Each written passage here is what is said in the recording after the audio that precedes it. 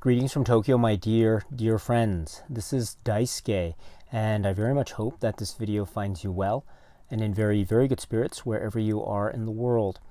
And today, if you don't mind, I'd like to continue on with our exploration, our journey, our discussion with respect to the recent releases made by the Criterion Collection during this year of 2021. And one of those releases is the Blu-ray set, which is right here.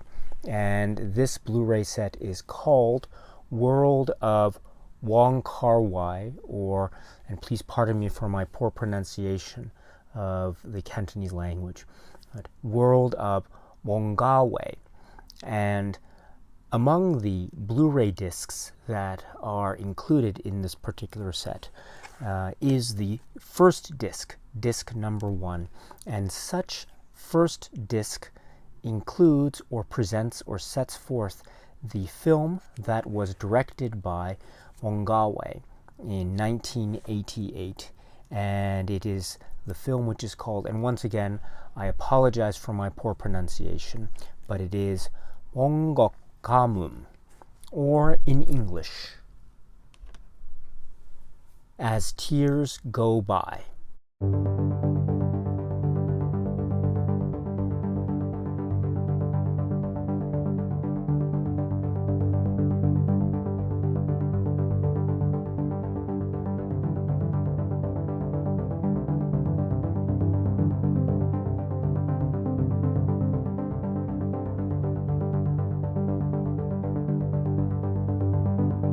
This is the film from 1988. It is the feature film debut of the filmmaker Wong Kar Wai, or again, please pardon me for my very poor pronunciation of the Cantonese language, but Wong Kar Wai.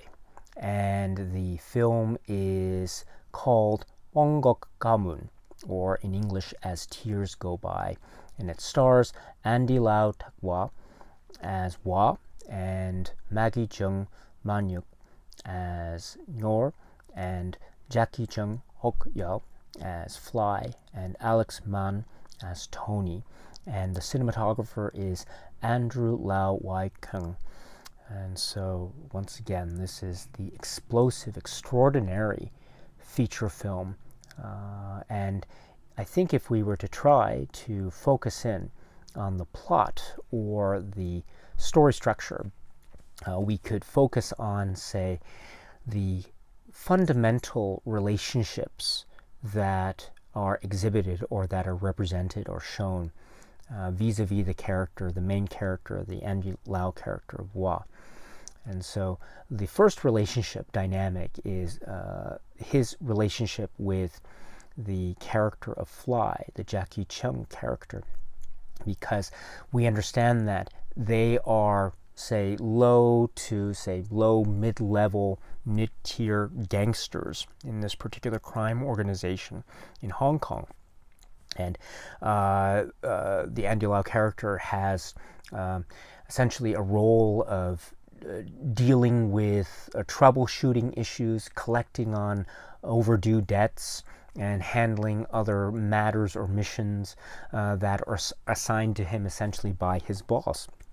And another thing we see him dealing with in the context of this crime drama element is essentially trying to save or trying to take care of or help out his subordinate, his loyal subordinate, the character Fly, played by Jackie Chung.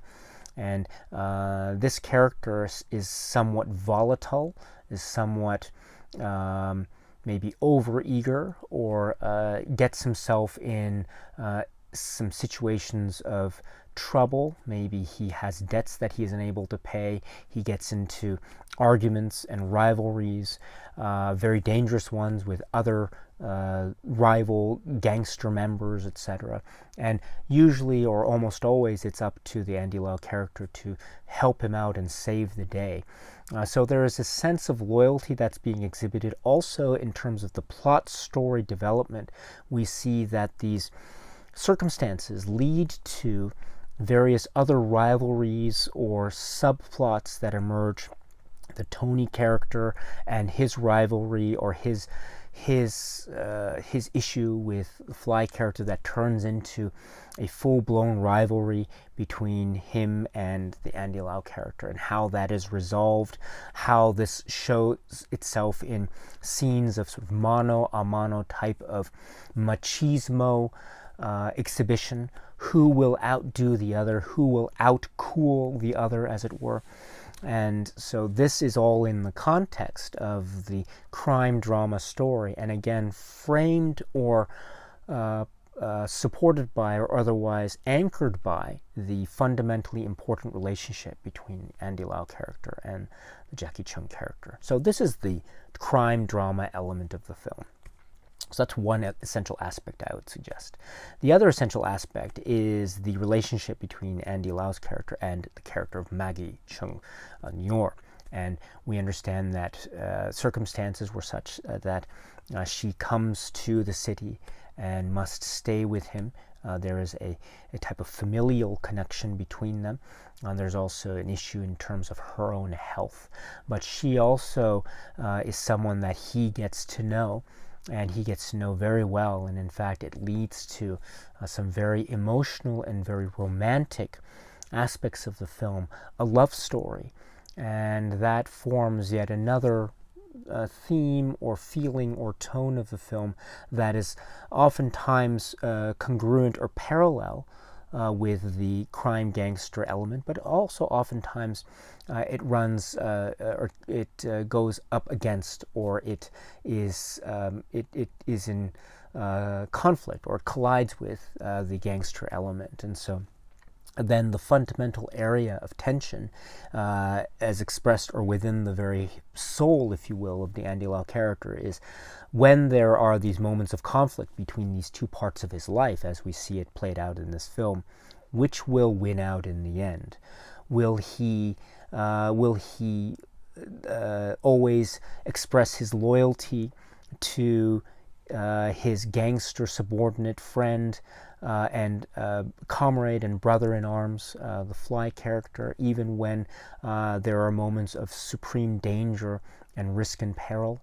Or will he opt for the life of love and romance and a sense of freedom and security, if you will, that is represented by his relationship with the Maggie Chung character? And so this is, I think, the essence, if you will, of this film, As Tears Go By, or Wong Kar Wai. It is very detailed too. It's a crime film plot, and so there are these elements about debts and about hits and about rivalries, but it's also a story that is filled with a lot of emotion and a lot of feeling that is very much part of the way in which films are made in the hands of the filmmaker Wong Kar Wai. And so this is the essence, I think, of the film As Tears Go By.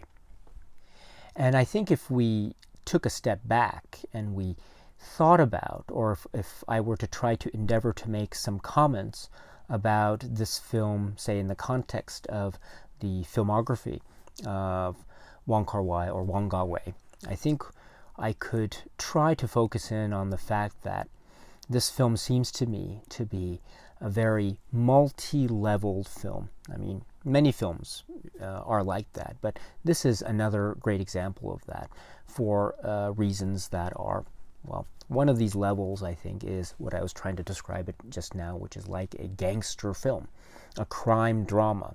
And indeed it is. It is a crime drama. It is in that way a wonderfully constructed crime drama genre film with gangsters, with gunfight sequences, with scenes of action and violence and the like. And also combined with that is the drama or romance story that is very much like a type of a wonderfully conceived drama or melodrama or soap opera in the best sense of those terms. And so we have a combination of these types of genre entertainments that I think make this a very engaging and very entertaining film on that level. And it is a wonderful example of that, my friends, I would suggest.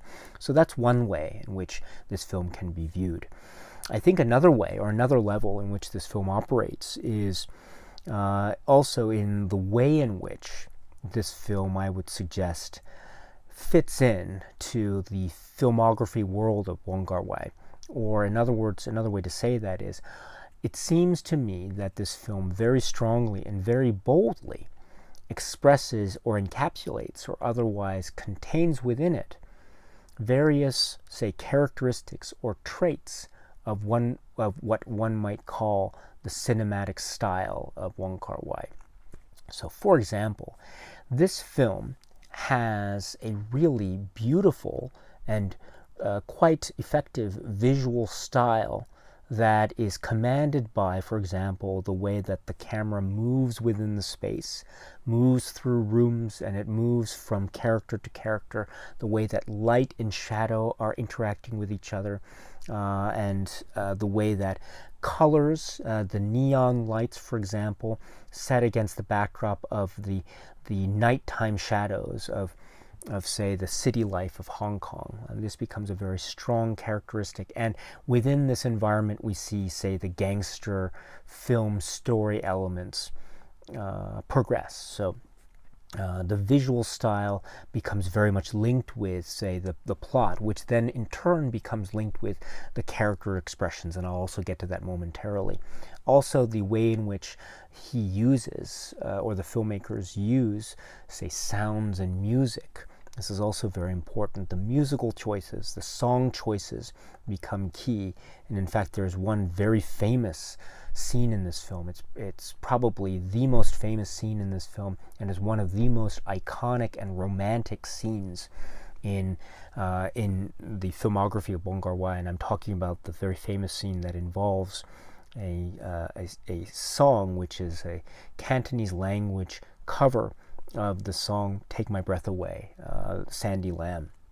And so the use of music and the use of sounds becomes an integral element in the cinematic style of Wong Kar Wai, and it gives us as viewers the gateway into this engagement on the basis of feeling and emotion.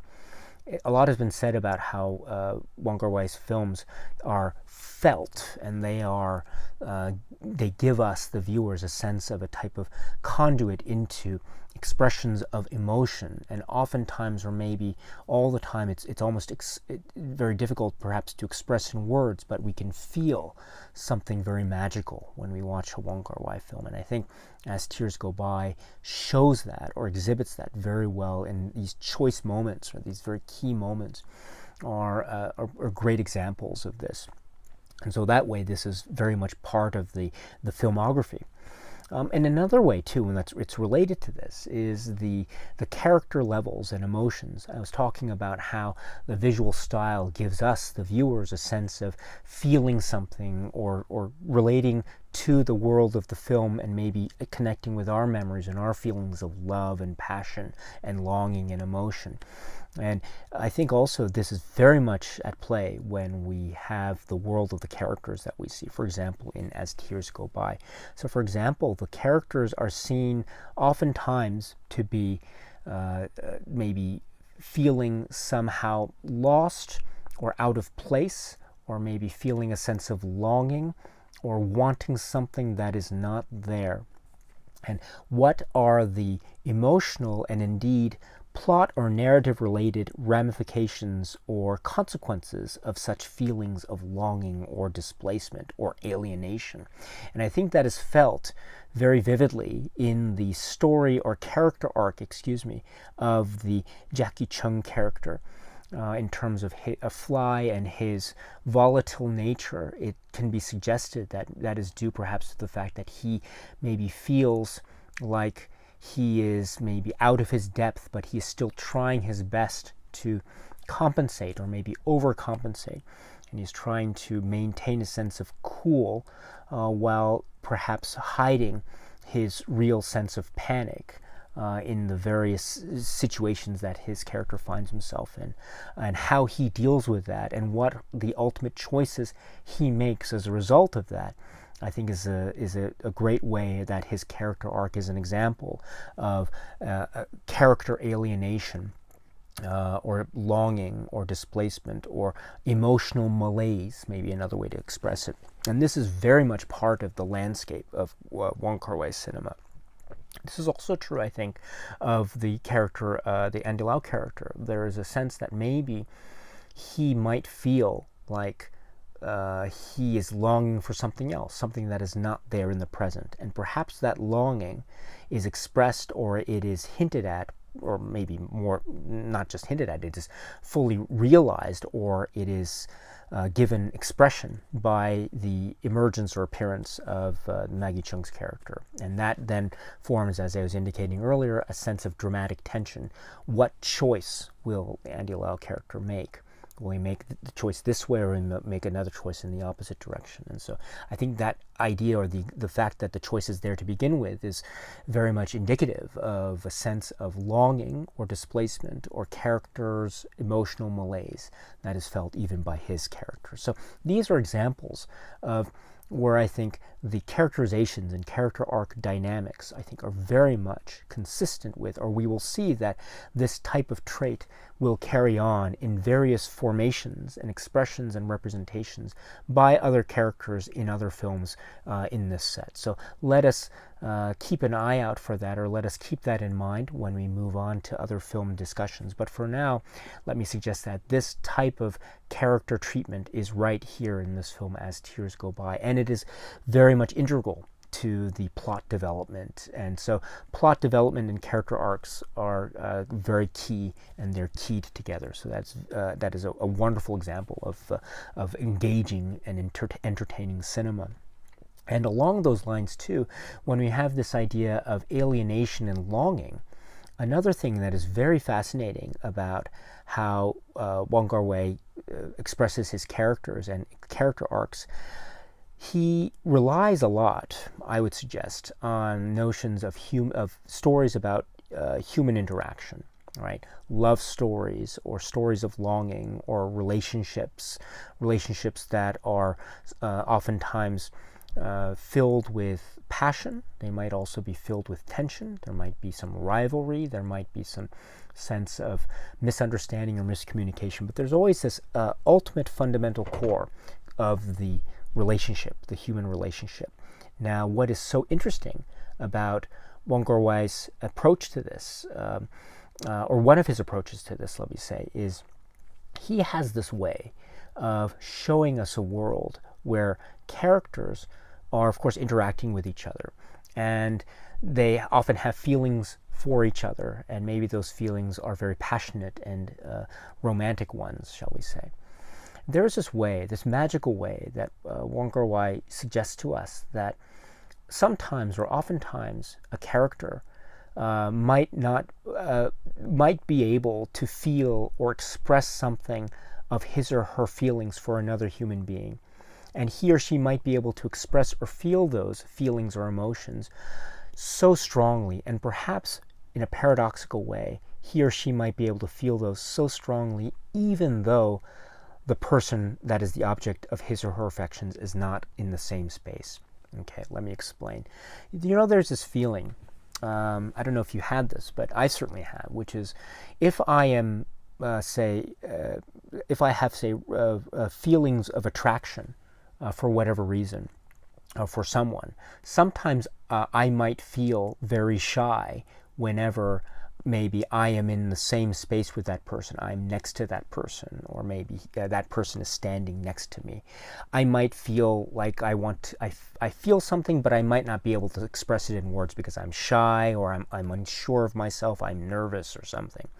But when that person leaves the room, or when I am by myself, then there is this interesting paradoxical thing that happens where I think about that person, or I feel something about that person, and it's a sense of longing, or it's a sense of attraction that is somehow intensified by virtue of the fact that that person is not there. And so there's this interesting connection that, and that that happens when this dynamic occurs in a film like, say, As Tears Go By. And I would suggest that that dynamic does occur.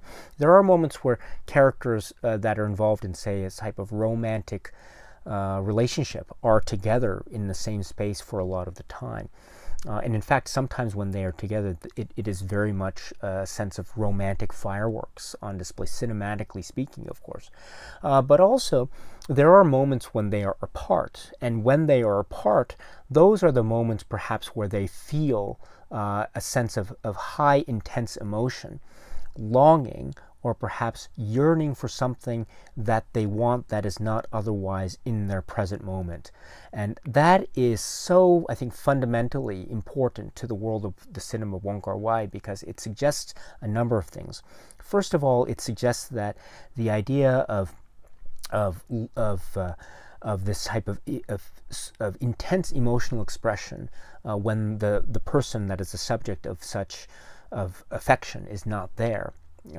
That type of expression, paradoxically speaking, is another way to say that the idea that a human feeling is oftentimes more expressible when we are alone, or when the person is not there, thus somehow being linked with a sense of longing, or a sense of yearning, or a sense of wanting to be in a place other than where we are at the moment. And that is also very key, and I'll try to link that with something else momentarily. But that's one thing. Another very important thing about this particular type of character expression is the idea of the way in which characters relate to people and the environment and space around them. And so what this often does is it allows for characters to, say, look at the world and look at pieces of the environment, or have feelings about time as it exists in the space around them.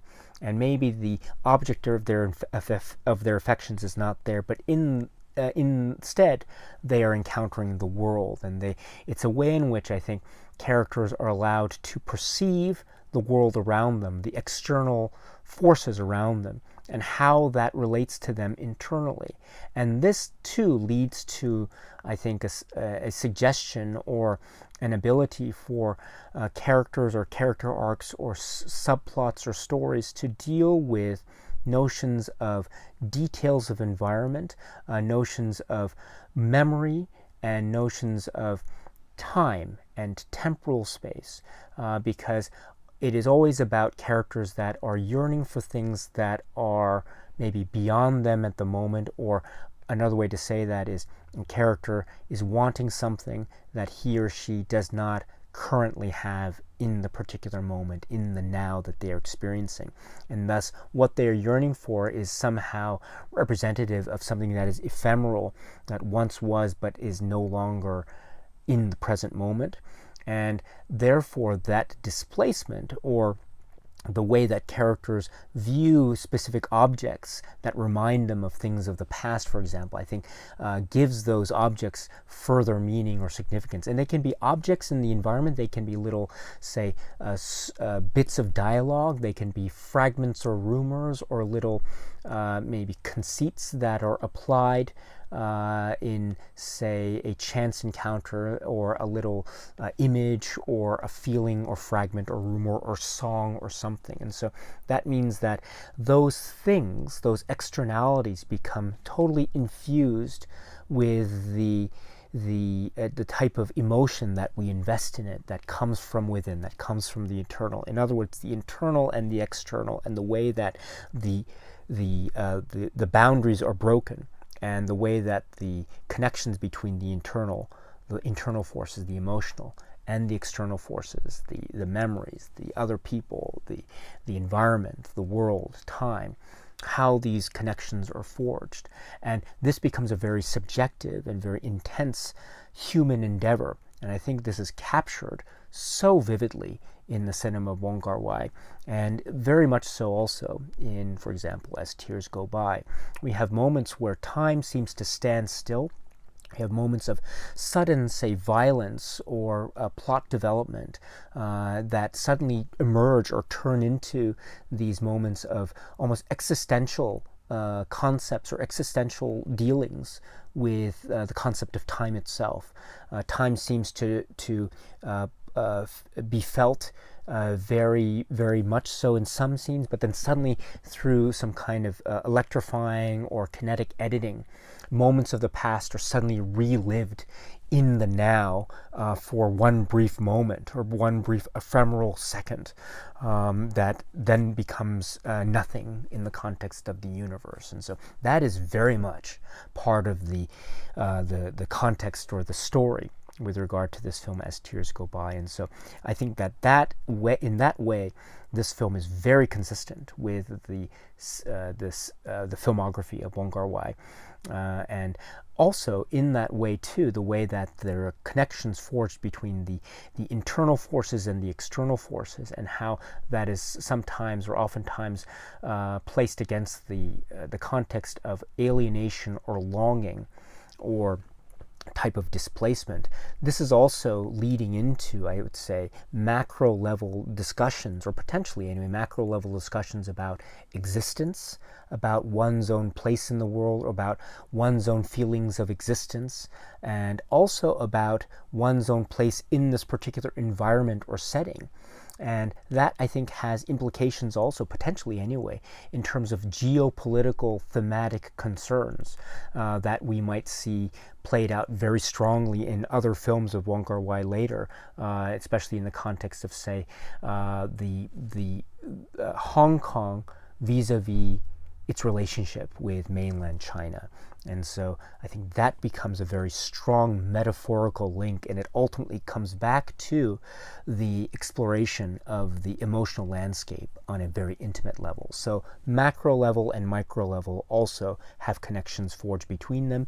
The external forces and internal forces have these connections forged between them, and all the while these are supported or they are augmented or intensified by the application of Wong Kar Wai's style, his visual style, and his use of sounds and music, and also his treatment and handling of the characters and how they tend to inhabit the space. And sometimes their inhabiting of the space is oftentimes paradoxical, because maybe they are yearning for something beyond the space in which they are inhabiting in the moment.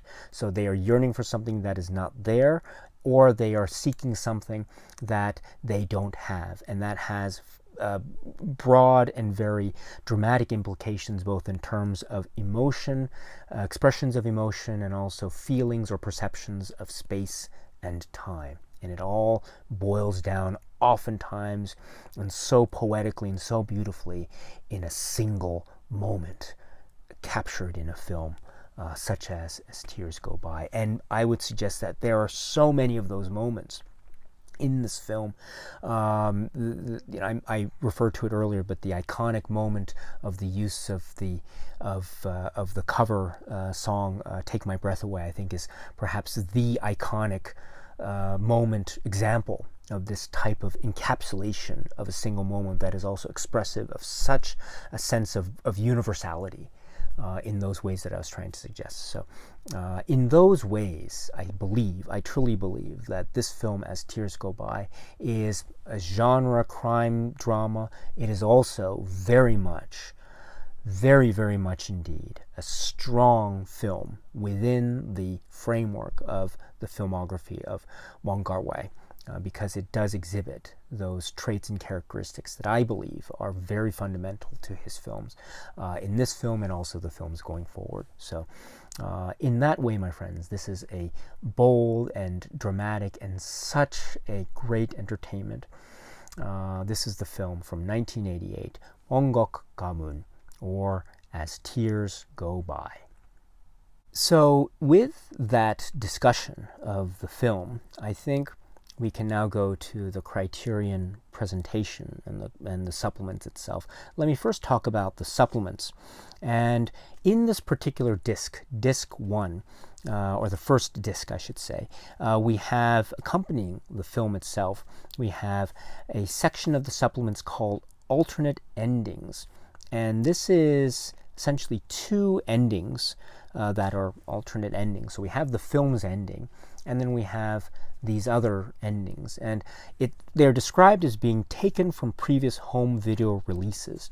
Now, I admit that I don't have every single release of this film as Tears Go By, but I do have a number of the releases of other non-Criterion releases made in the past, and none of those releases that I have includes any alternate endings.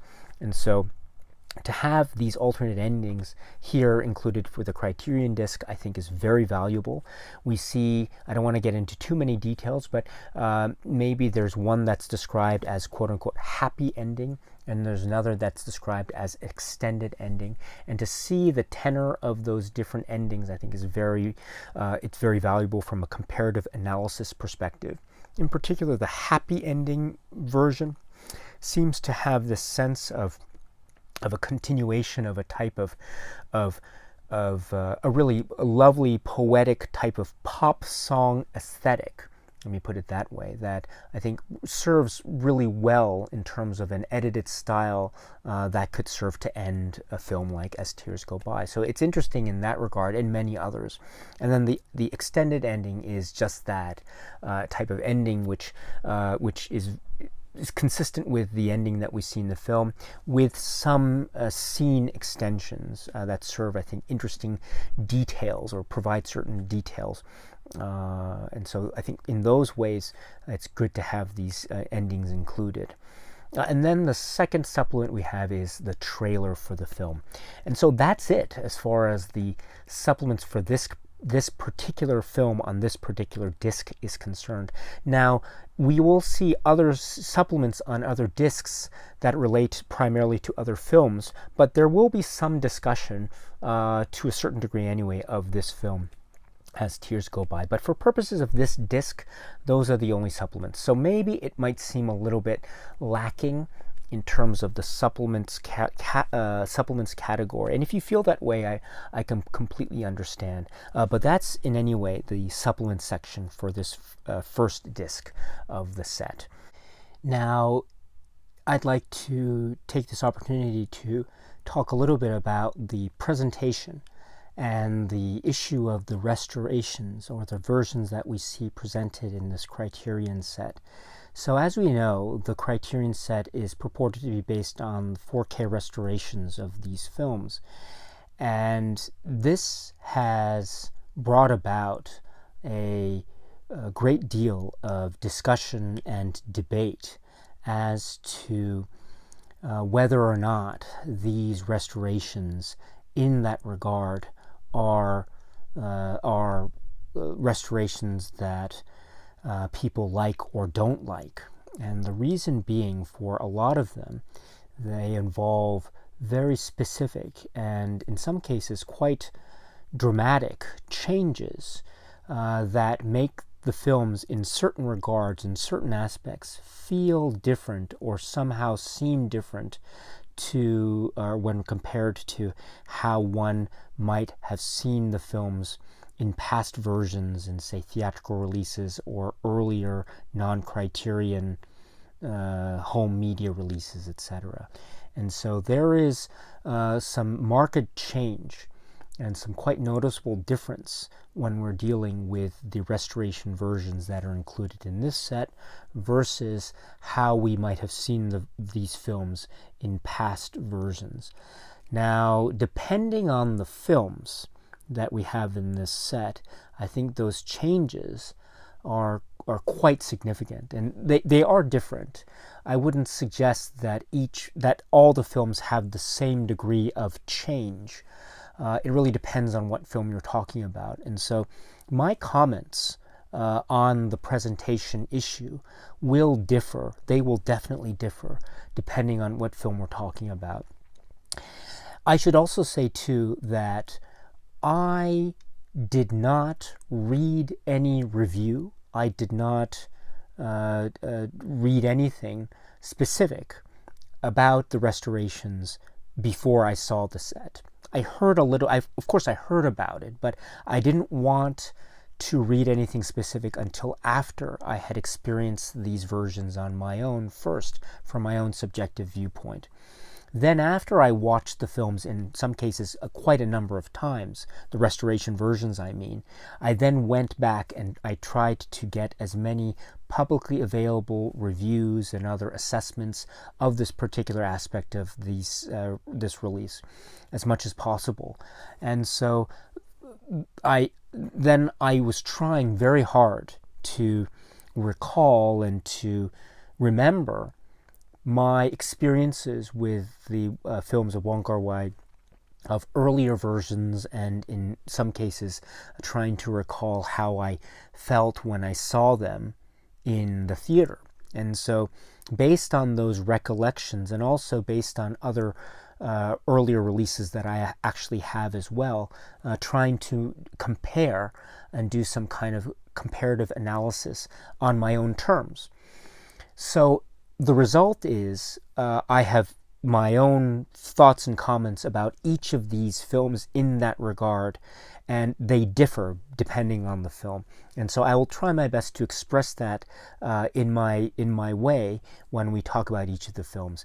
And I admit up front that I am not, I don't have a great command over, say, technical jargon and the vocabulary. And so my ability to express it is very perhaps deficient, and there are other great sources online in terms of actual showing of shot-by-shot comparative analysis, side-by-side comparisons and the like. And so I would encourage you to check out as many of those resources online that you can. The best that I can do is to express it in my own subjective way and how I felt about the film as I was watching it in the restoration version, and those sorts of details. I should say also, as a general proposition, that I do not have anything inherently against changes of this sort per se. In other words, I don't take the news of a change being made to, say, a version of a film for purposes of a restoration or something. I don't see that in and of itself to be a negative thing. That being said, what is very important to me is the end result. How I feel as a viewer engaged with the content in this newer version, the end result, how I feel about that end result versus how I might have felt about the film in an earlier version, or how I remembered the film from that vantage point. Because after all, it becomes a very complex issue, and so I understand the viewpoint very much, where some people might feel like it is having any kind of change after the fact of a release might itself inherently be something that is not good. And I understand that perspective very much. As I said, I just happen to be of a viewpoint that the change, hearing news of a change itself, is in and of itself not necessarily a bad thing for me. It could be a bad thing when I see the end result and I see it and I think, my goodness, this is not good. I prefer the earlier versions that I remember. Or, of course, the opposite might be true. I might watch a newer version and I might really enjoy it, and I might really feel something that I didn't notice before. It might show me something that is new or fresh, or something of that sort. So in that way, I approach these restorations, and that is, and so I watched them and I tried my best to engage with them, and ultimately how I felt about the end result, how I felt about it when I saw these versions, is what I want to try to share with you in the course of these videos. And so let us start in that spirit with a discussion of As Tears Go By, the version that we have with this Criterion release. So in that way, my friends, how do I feel about this particular restoration, or this particular version from Criterion, As Tears Go By?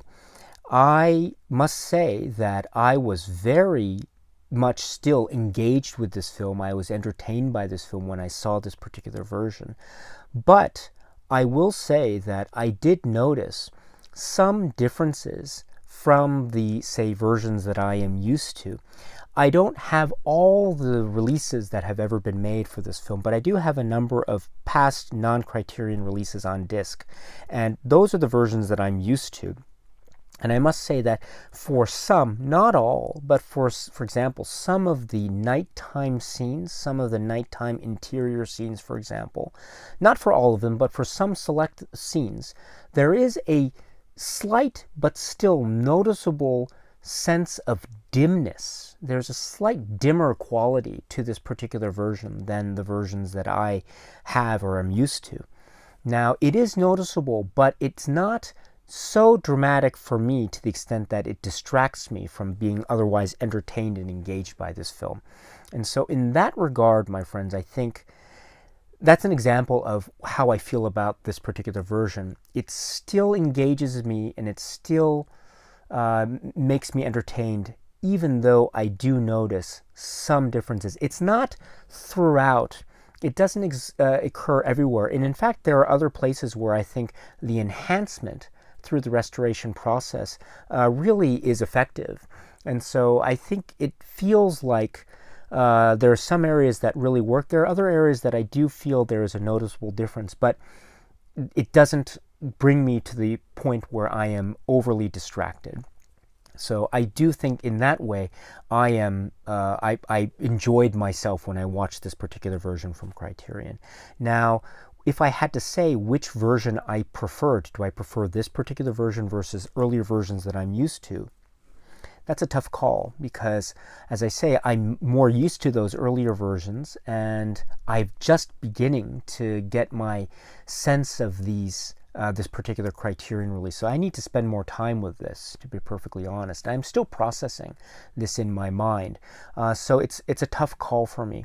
But I can say for this film, I did feel, though that there were some noticeable points, I was still engaged and entertained. And so it